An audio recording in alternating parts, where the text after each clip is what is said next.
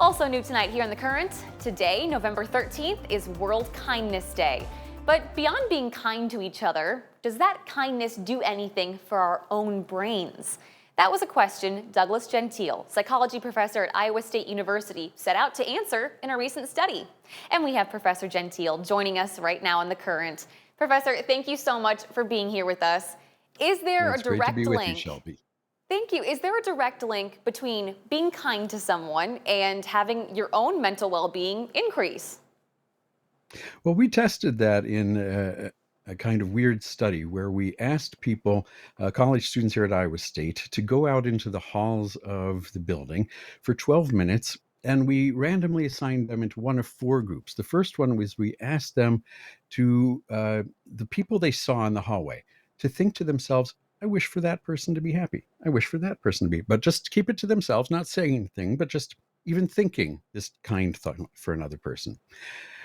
The second group, we asked them because we usually feel so separate, even though the pandemic pretty much showed us we're not as all separate, right?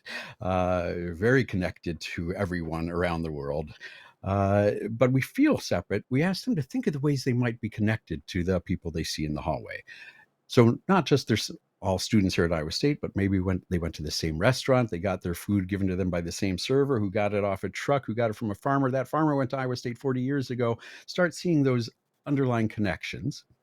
The third one was we asked them to think about how they might be better off than other people they see, because social psychological theory says that one of the ways we maintain our self-esteem is by noticing that we have things better than some other people. So you might be having a really tough day, but then you see a homeless person, for example, and you feel, okay, things, are better than that for me at least.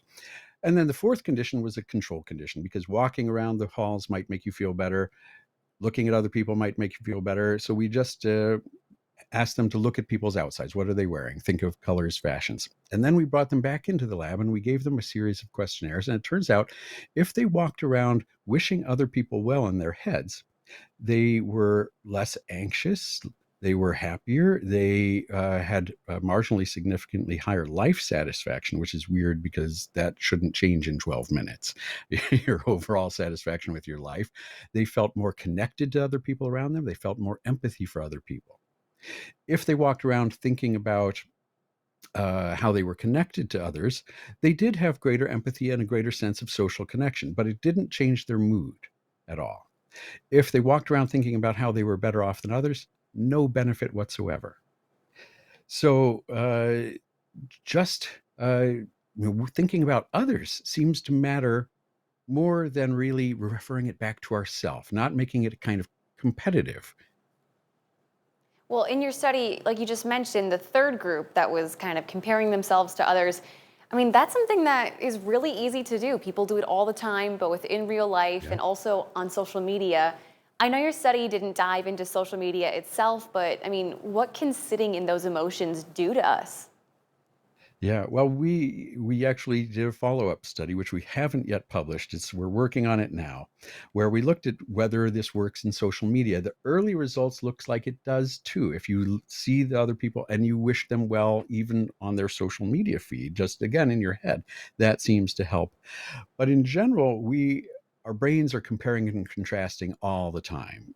It's something that our brains do very naturally, and it doesn't usually lead to good results for our happiness, because even if I say, looking at you, how am I better off than you? Well, I'm taller than you probably, but you're much better looking than I, right? Because the minute you start one contrast, Right.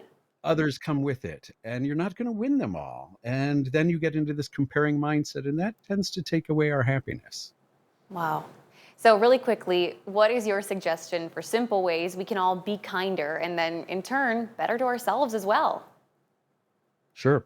Well, this is the simplest, right? Just thinking positive things about the people you see rather than judging them, which is again a type of comparison. So the people that you see, whether you're in your car, you're walking around, just do this for a few seconds. It seems to actually improve your mood and make you feel not only happier about your own life, but also more connected to others. Well, on this World Kindness Day, Professor Gentile, it was incredibly kind of you to offer up your time to us. Thank you so much. I really appreciate this. Well, thanks for inviting me. And you know what, for you guys at home, we did a story on a Mercer County Elementary School Kindness Club. You can find that story on our website, WQAD.com.